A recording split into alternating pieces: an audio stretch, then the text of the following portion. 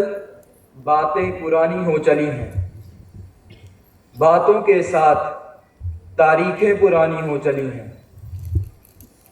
तारीखों के साथ इतिहास पुराना हो चला है। किंतु व्यक्ति कभी पुराने नहीं होते, क्योंकि वो इतिहास के गुलाम नहीं होते। इतिहास को लोग किताबों पर छपी इबारतों के जरिए जानते हैं, किंतु व्यक्ति को जानने के लिए स्मृतियों के दरवाजों पर पड़ी एक ठक ठक ही काफी है।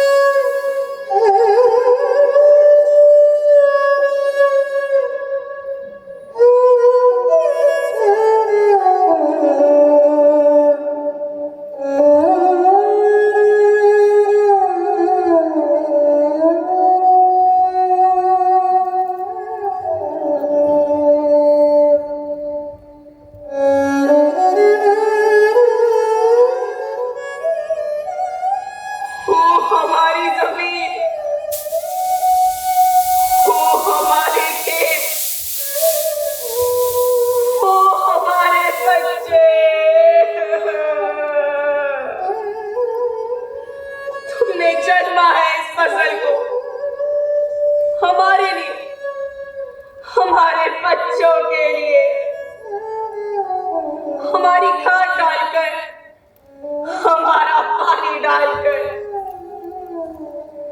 इसमें जिंदगी है हमारे बच्चों की, इसमें सांसें हैं हमारे बच्चों की। और ये सांसें आज एक साथ मिलकर आसमां बुझा देती, ये सांसें आज एक साथ मिलकर धरती हिला देती,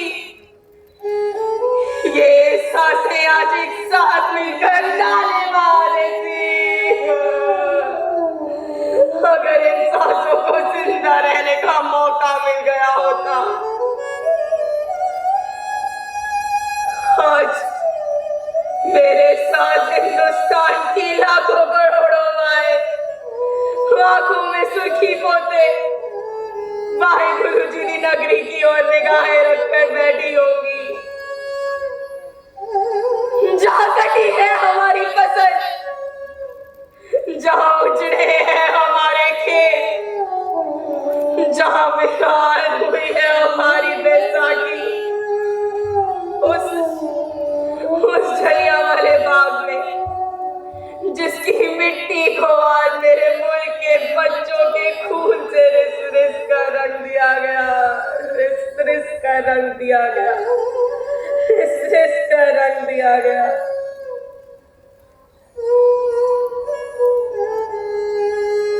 अगर आज मैंने इस फसल को मुंह से भी लगाया तो मैंने अपने बच्चे का मांस खाया, तो मैंने अपने बच्चे का मांस खाया, तो मैंने अपने बच्चे का मांस खाया।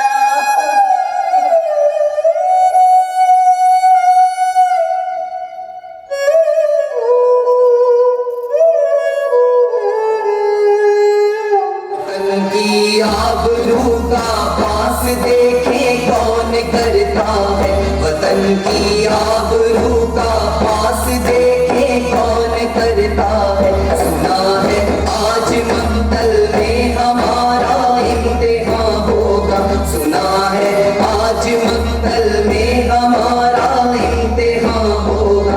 इलाही वो भी दिन होगा जब अपना राज देखेंगे, इलाही वो भी दिन होगा जब अपना राज देखेंगे, जब अपनी ही ज़मीं होगी और अपना आसमां होगा, जब अपनी ही ज़मीं होगी और अपना आसमां होगा।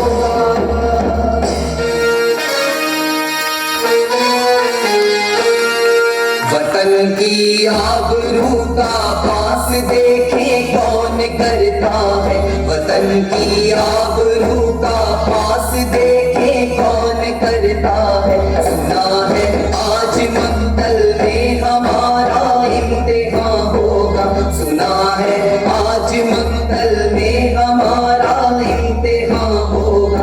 इलाही वो भी दिन होगा जब अपना राज देखेंगे, इलाही वो भी दिन होगा जब अपना राज देखेंगे, जब अपनी ही ज़मीं होगी और अपना आसमां होगा। ये कब की बात है? कल शाम की। कितने आदमी थे? वो तो अकेला ही था, दूसरी तरफ 4-5 लोग थे। चोट ज्यादा लगी है क्या? हाँ लगी तो है। मैंने सुबह अस्पताल चलने के लिए कहा तो बिफर गया, कहता सरकारी अस्पताल नहीं जाऊंगा और प्राइवेट में जाने के पैसे नहीं है, तो ऐसे ही चलने दो। उल्लू का पट्टा है। नॉन कॉपरेशन मूवमेंट को खत्म हुए तो 1 साल हो गया है, फिर सरकारी अस्पताल जाने में क्या दिक्कत है? और तुम सब कहाँ थे? ऐसे अंधे होकर लड़ोगे क्या? अरे जाने का प्रोग्राम तो हमारा भी था, तुझे ढूंढ रहे थे, तू कहाँ था? बेबे जी की तबीयत खराब हो गई थी, इसीलिए आ नहीं सका। रात को कोई सवारी नहीं मिली, इसीलिए सुबह ही आ पाया। लेकिन तुम सब कहाँ थे? उनके नाम तो पता कर लेते, फिर देख लेते सालों को। हमें पता चल गया है कि वो कौन थे। ऑफिसर लेन के जो साहब है ना, उनके लौंडे हैं, लेकिन अब हम चाह कर भी कुछ नहीं कर सकते। ऐसा क्यों? उन्होंने उसके खिलाफ एफआईआर दर्ज करवा दी है। अगर हमने अब कुछ किया तो झगड़ा और बढ़ेगा। जितना बढ़ना था बढ़ चुका है, इससे ज्यादा बढ़ा तो देख लेंगे। लेकिन ये मोइन कहाँ है? आपसे मिला था क्या भगवती भाई? हाँ सवेरे मिला तो था, फिर पता नहीं कहाँ गायब हो गया। मुई यहाँ बैठो। अरे बिठाओ अरे इसे। संभालो। मुई मैं तुमसे एक ही सवाल पूछूंगा और उसका एक लाइन में जवाब देना। उनके नाम।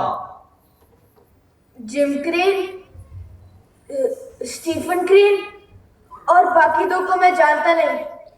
ये कहीं ऑफिसर्स के भेष में डेविड क्रेन के लौंडे तो नहीं? हाँ हाँ वही थे। सुखदेव, एफआईआर में सबके नाम दर्ज होंगे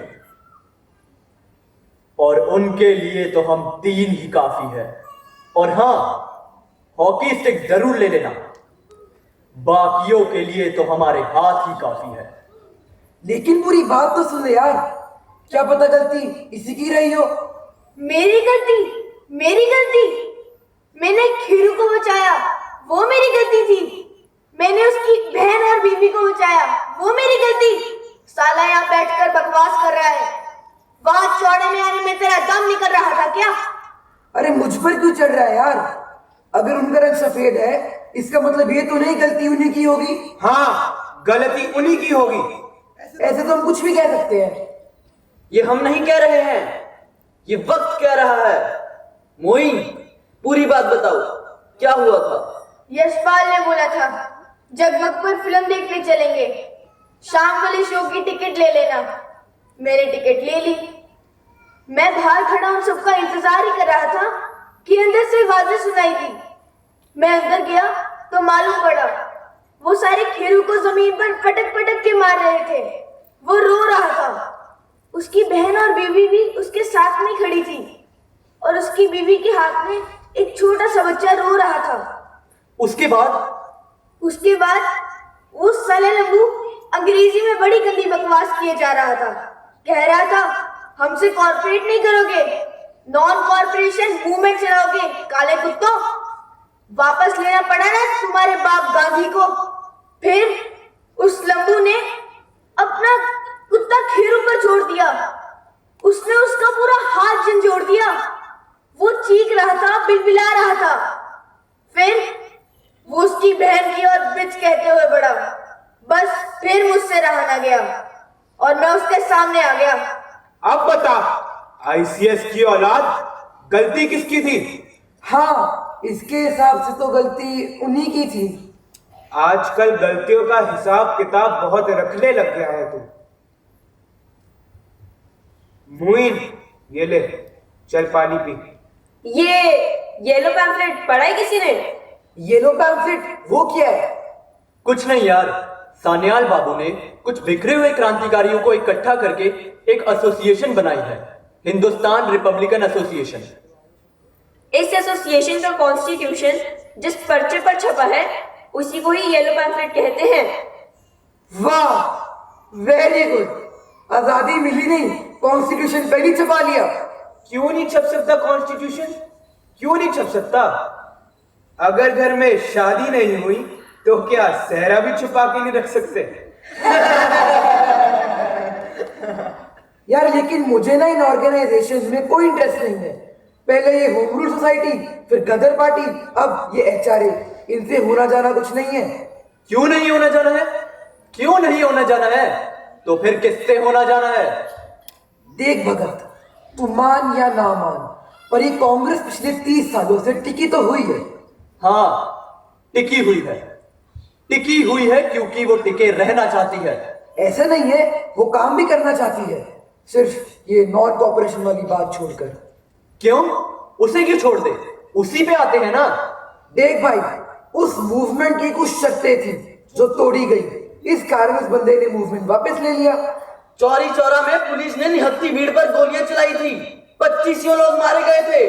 लोगों ने फिर पुलिस थाने में आग लगा दी, जिसमें कई पुलिस वाले जलकर मर गए और बाद में जनता का दोष बतलाते हुए मूवमेंट वापस ले लिया गया। तो थाने में आग लगाने की क्या जरूरत थी? तो क्या उनके दरवाजे पर मत्था टेक कर आगे बढ़ जाते? क्या कांग्रेसी साहित्य पढ़कर आया है तू, मारकंड त्रिवेदी? फालतू का इल्जाम मत लगाओ सुखदेव, मैं भी उस मूवमेंट में तुम लोगों के साथ था।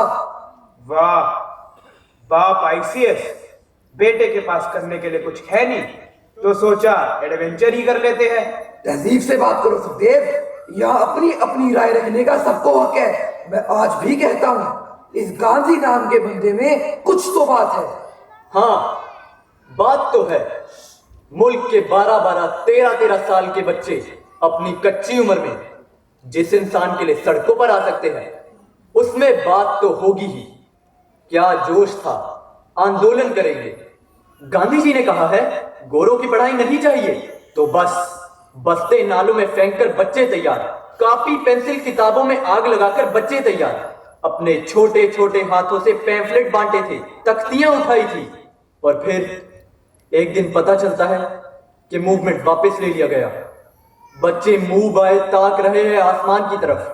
उनके लिए सरकारी स्कूलों के गेट बंद, कॉलेजों में दाखिला मुमकिन नहीं। क्या करे, कहां जाए, किससे फरियाद करे?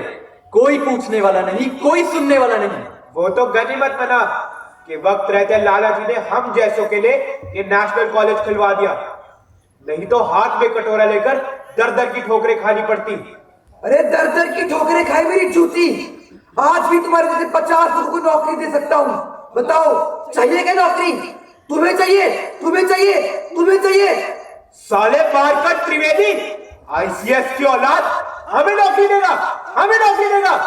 दूसरों की भावनाओं का मजाक उड़ाते हो, फिर एडवेंचर के लिए क्रांति करते हो। वो चौरी चौरा के सिपाहियों का मतलब तुझे याद है, पर उनका नहीं जो उनकी गोलियों से मारे गए। वो 3 साल पहले जलियांवाले कांड को भूल गया तू? 1500 लोग मारे गए थे उस कांड में। तू उन लोगों को आज इसलिए याद नहीं रखेगा क्योंकि उन लोगों में से ना ही तेरा कोई बाप था, ना भाई था, ना ही बहन थी। This is too much, this is too much. Nothing is too much. Nothing is too much. मैं आपसे सिर्फ एक ही सवाल पूछना चाहता हूं, मिस्टर गांधी।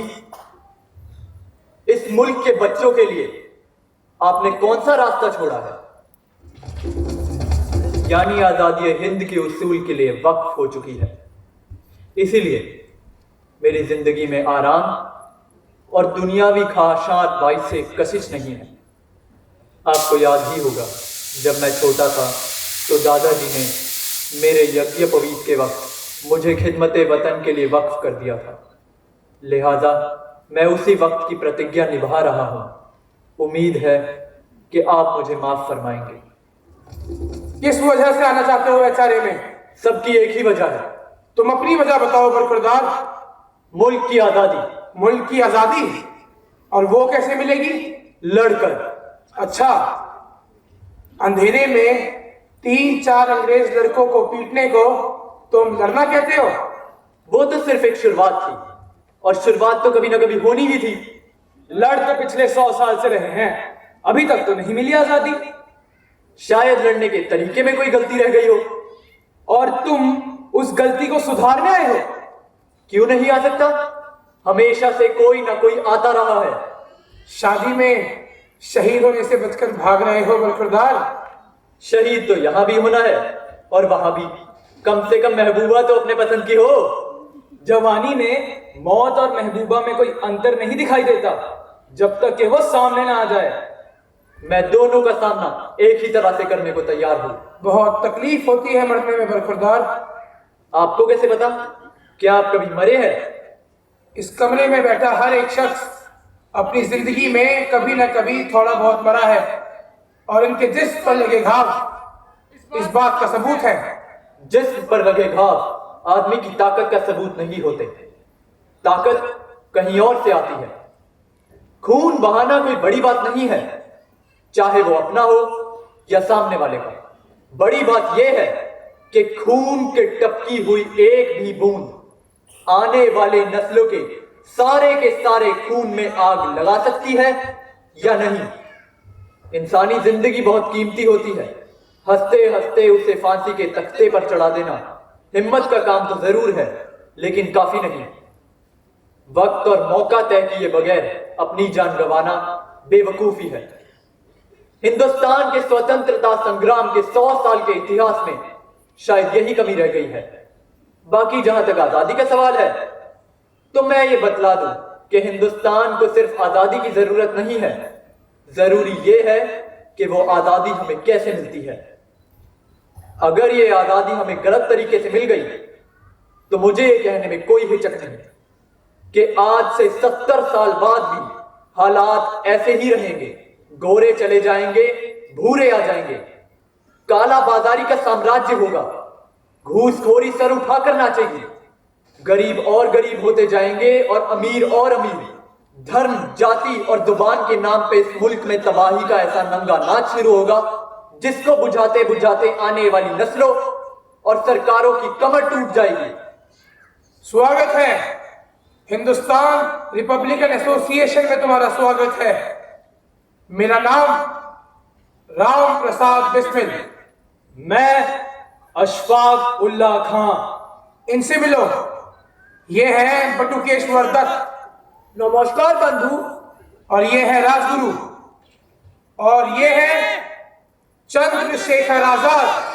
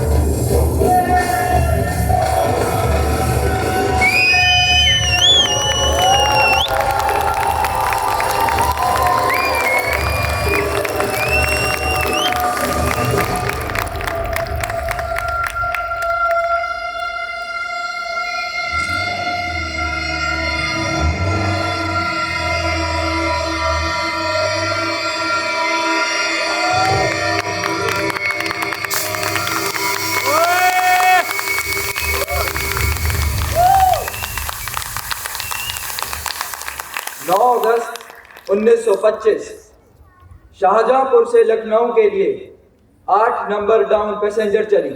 उसमें था सरकारी खजाना और सवार थे HRA के 4 सदस्य। उन्हें इंतजार था एक छोटे से स्टेशन का जिसका नाम था काकोरी।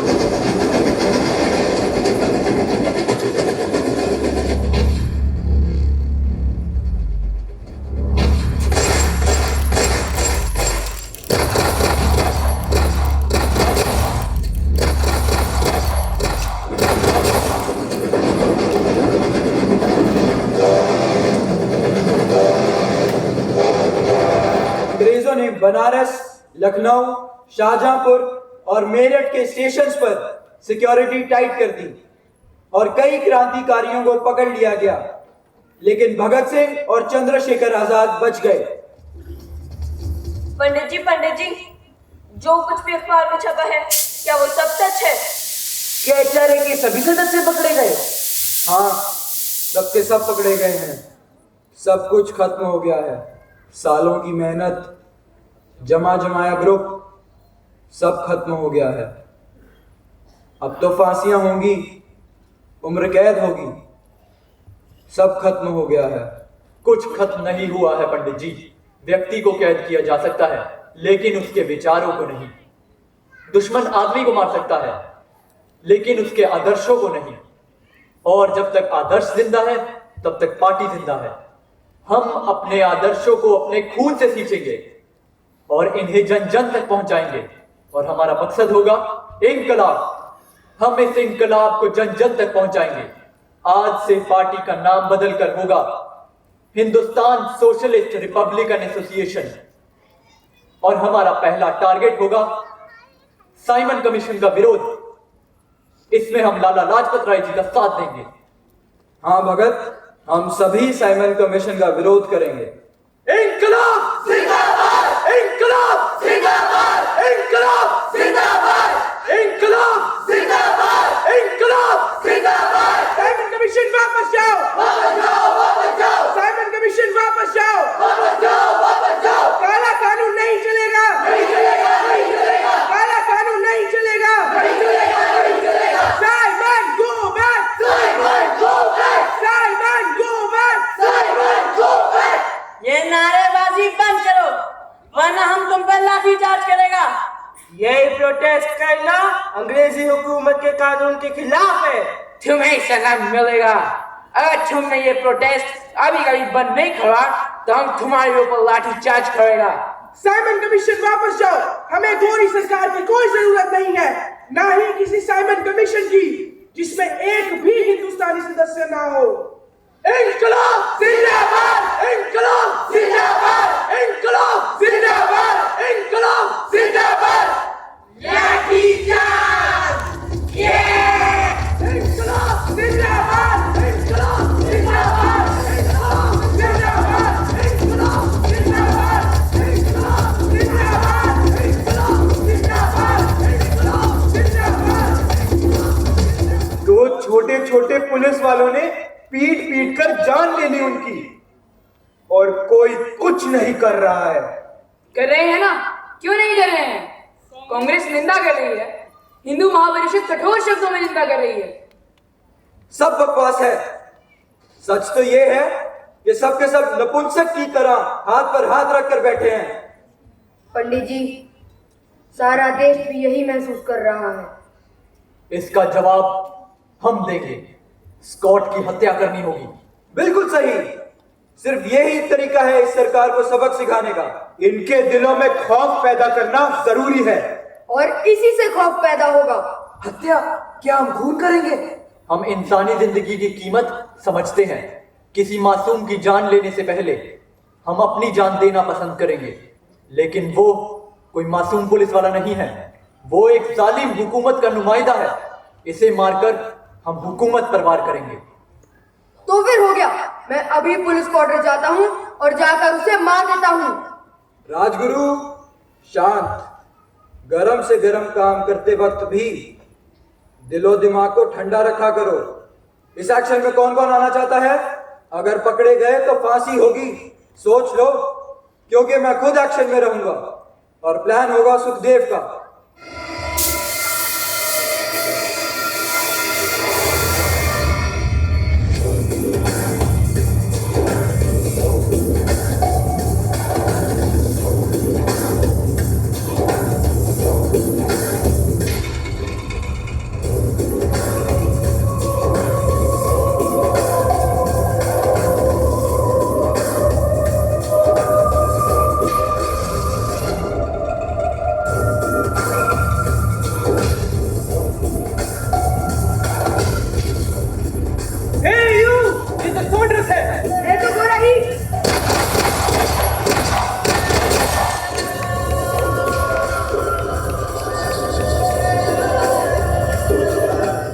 अगस्त 1928 सॉन्ड्रेस की हत्या कर दी गई। सॉन्ड्रेस की हत्या ने अंग्रेजी सरकार को हिलाकर रख दिया। अंग्रेजों ने सुरक्षा कड़ी कर दी और कई क्रांतिकारियों को पकड़ लिया, लेकिन भगत सिंह और चंद्रशेखर आजाद बच गए। 8 अप्रैल 1929 भगत सिंह और उसके साथियों ने ट्रेड डिस्प्यूट बिल और पब्लिक सेफ्टी बिल का विरोध करने की ठानी। उन्होंने लेजिस्लेटिव असेंबली में बम फेंकने की योजना बनाई। उनका मानना था कि अंग्रेजी सरकार एक बहरी सरकार है और बहरों को सुनाने के लिए धमाकों की जरूरत होती है। By the special power vested in the hands of His Excellency of the Viceroy of India, I proclaim the Public Safety Bill passed as law. Likewise, with the same of equality and power, I proclaim the Trade Dispute Bill passed. हम trade dispute bill और public safety bill का विरोध करते हैं। ये मजदूरों के हकों का हनन है। मजदूरों को अपनी बात रखने के हक से वंचित करना मानवता के खिलाफ है। अपनी बात कहना, प्रोटेस्ट करना उनका अधिकार है। लेकिन हम जानते हैं अंग्रेजी सरकार एक बहरी सरकार है और बहरों को सुनाने के लिए धमाकों की जरूरत पड़ती है। इंकलाब जिंदाबाद, इंकलाब जिंदाबाद, इंकलाब जिंदाबाद। Long live the revolution! Long live the revolution! Assembly में धमाका करने के बाद भगत सिंह और उसके साथियों ने गिरफ्तारियां दी। कुछ ही दिनों के बाद पार्टी के बाकी सदस्यों को भी पकड़ लिया गया। और झूठा मुकदमा चलाकर उन्हें जेल में डाल दिया गया। जयगोपाल ने पार्टी के साथ गद्दारी की और सॉन्डर्स मर्डर केस में भगत सिंह और उसके साथियों के खिलाफ गवाही दी, और दूसरी तरफ जेल में साफ सुथरा खाना न मिलने के कारण भगत सिंह और उसके साथियों ने भूख हड़ताल शुरू कर दी। इस भूख हड़ताल ने अंग्रेजी सरकार की नींव हिलाकर रख दी। वाइसरॉय की रातों की नींदें उड़ गई। अंग्रेजी सरकार ने भूख हड़ताल को रोकने के लिए एड़ी चोटी का जोर लगा दिया। साम दाम दंड भेद सब अपनाया गया, लेकिन नाकाम रहे। अब हमारे दिल में देखना है जोर कितना आंसुए का दिल में सरफरोशी की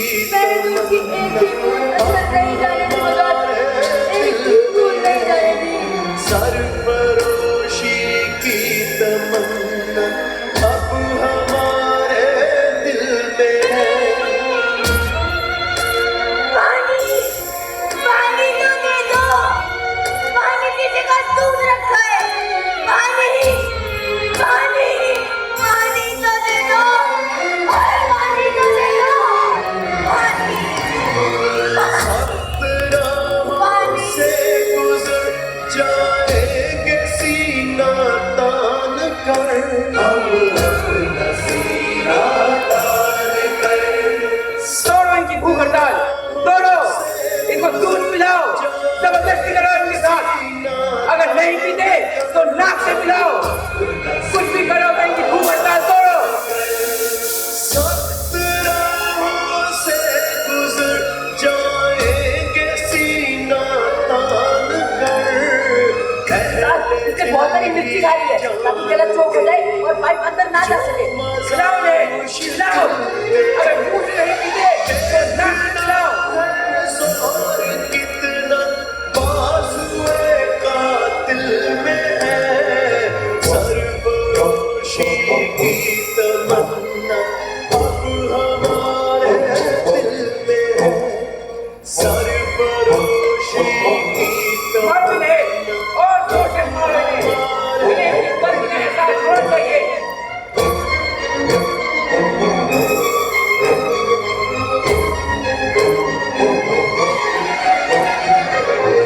सफर है मौत फांसी है हमारा रास्ता, फांसी हमारा रास्ता। हम सफर है मौत फांसी है हमारा रास्ता, अब हमारा जो कदम है सामने मंजिल है।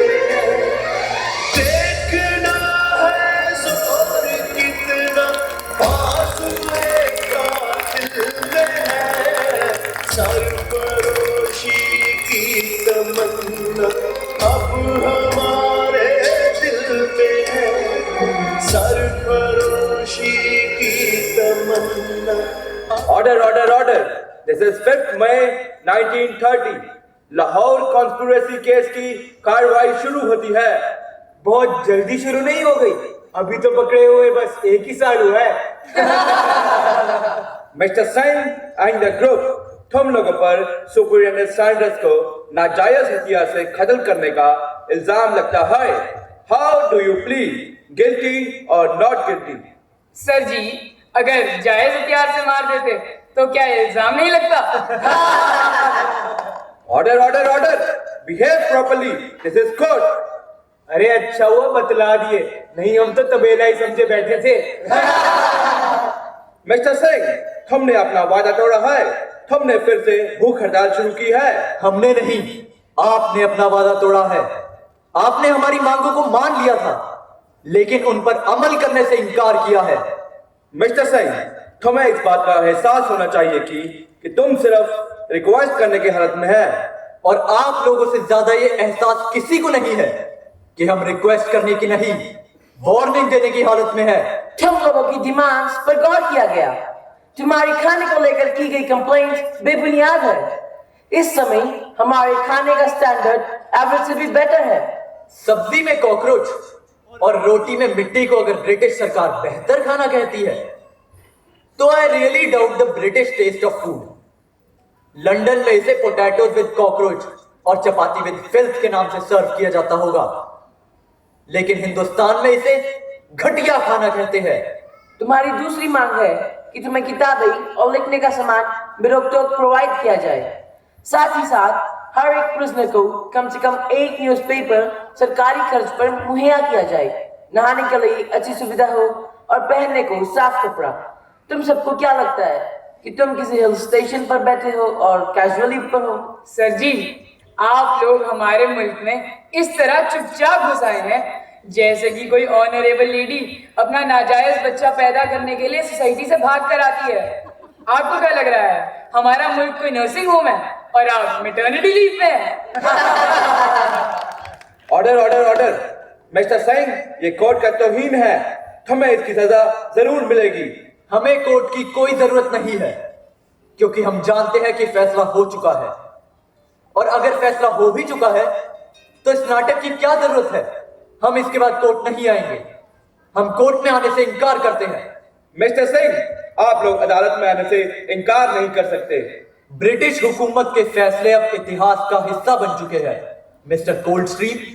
ना हमें इनको सुनने की कोई ख्वाहिश बची है और ना ही इंतजार करने का सब्र। मिस्टर सिंह, आपको यह मालूम होना चाहिए कि यह मुकदमा आपकी गैर मौजूदगी में भी चलाया जा सकता है।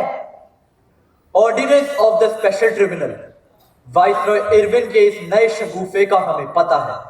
जुडिशरी के इतिहास में यह पहला मुकदमा होगा जो कि कैदियों की गैर मौजूदगी में चलाया जाएगा। आज के बाद ये मुकदमा कैदियों के गैर मौजूदगी में चलाया जाएगा। Court is adjourned.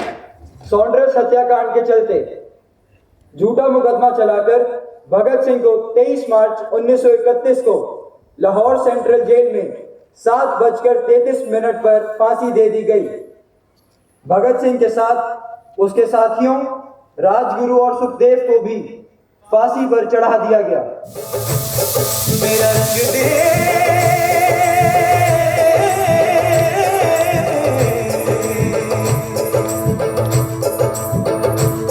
मेरा रंग दे बसंती चोला, माए रंग दे, मेरा रंग दे बसंती चोला, माए रंग दे, मेरा रंग दे बसंती चोला, रंग दे, रंग दे, रंग दे बसंती चोला, माए रंग दे।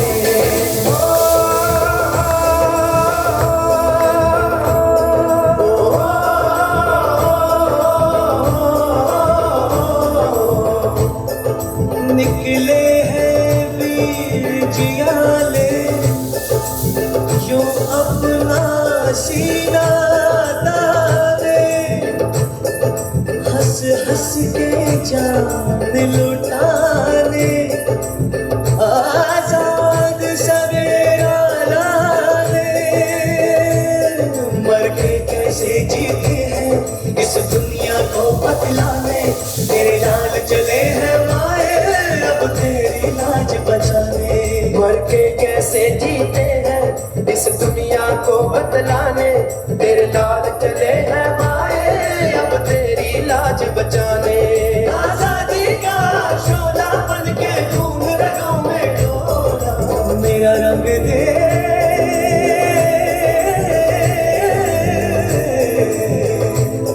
मेरा रंग दे बसंती चोला, माए रंग दे, मेरा रंग दे बसंती चोला, माए रंग दे, रंग दे बसंती चोला, रंग दे, रंग दे, रंग दे बसंती चोला, माए रंग दे।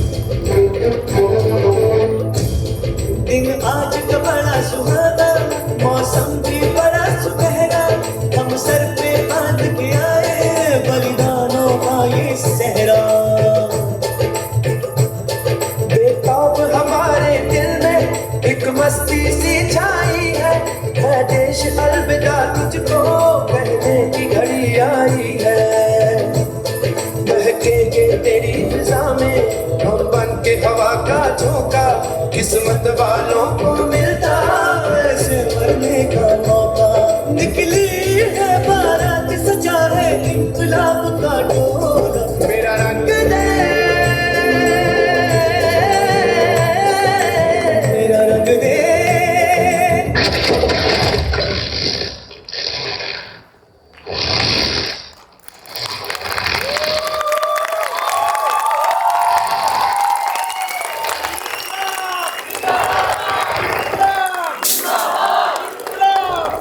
हर तरफ खामोशी है, सन्नाटा है, वीराना, जो शायद इशारा कर रहा है किसी आने वाले तूफान का, किसी आने वाले बवंडर का। पहले कोड़ों की चोट का एहसास होता था क्योंकि कोड़े दिखते थे। आज वो एहसास मिट गया है क्योंकि कोड़े मारने वालों को यह सुविधा मिल गई है कि वो रोज दूर से बैठकर कोड़े फटकार सकें। वो गोरों का राज जो उस गोरे मुल्क में वापस धकेल दिया गया था, आज किसी दूसरे गोरे मुल्क से धीरे धीरे वापस आ रहा है। शायद ईस्ट इंडिया कंपनी भी कभी ऐसे ही खुशी होगी। बहरहाल उसने कहा था, रुकना मत, मुकाम तो बहुत आएंगे, रुक गए तो थक जाओगे। मैं थकने के बावजूद चलने की कोशिश कर रहा हूं। बस कभी कभी रातों में उसका हंसता मुस्कुराता चेहरा सामने आता है तो ये पूछने की इच्छा जरूर होती है कि सरदार, क्या यही था वो आजाद हिंदुस्तान जिसको पाने का तस्वुर तुमने किया था?